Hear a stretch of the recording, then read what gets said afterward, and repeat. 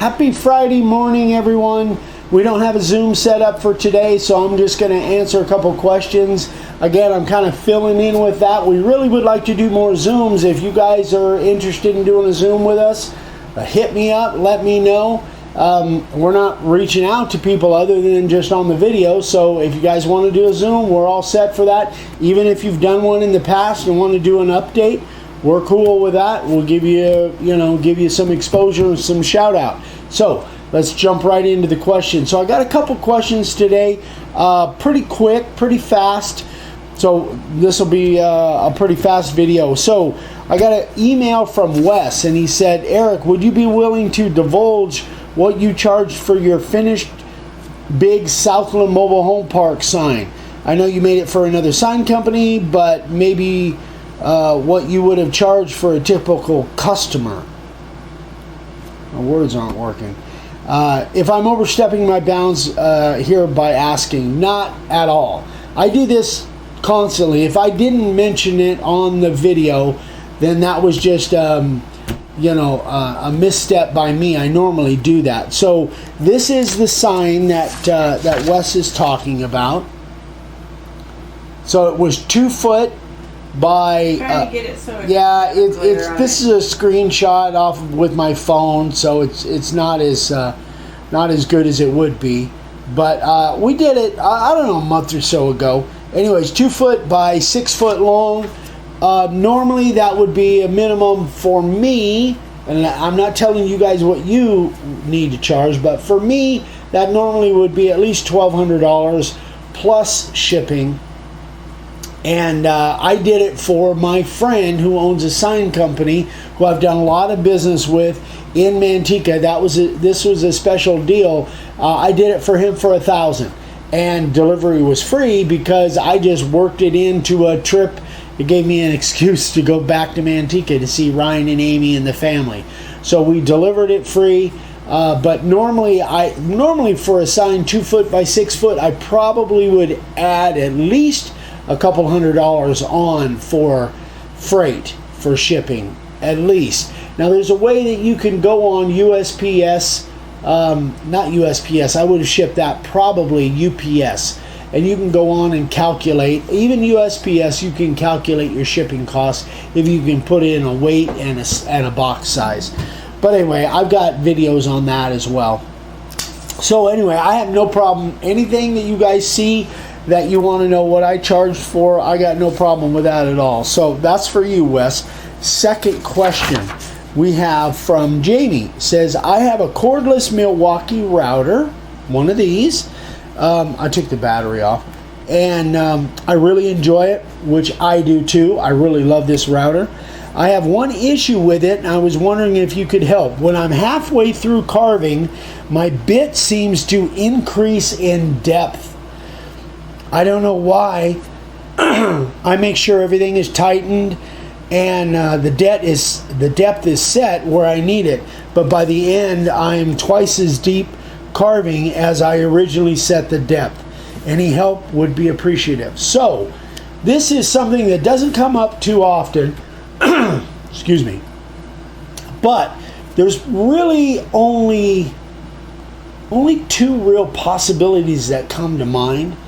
Either the housing is moving up and down on the motor, or the bit is slipping out of the collet.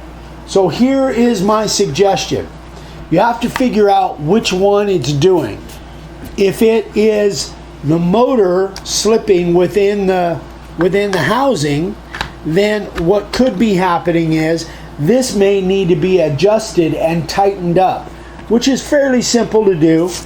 It's different on different routers, but this has it's got a little cap screw here, and if it turns out that this fulcrum, or this, I know what the word for this is, camber, if this cam operation isn't tight enough on the housing, this thing might slide down. So you might have to adjust that. I've never had to do that on my Milwaukee. I've had to do it many times on my DeWalt's. So here's what I would do. Set your depth, get ready to carve, wherever you're going to do it, get ready to carve, take a Sharpie, or you could do it with a piece of tape, but let's say, for instance, I'm going to set some depth here, which,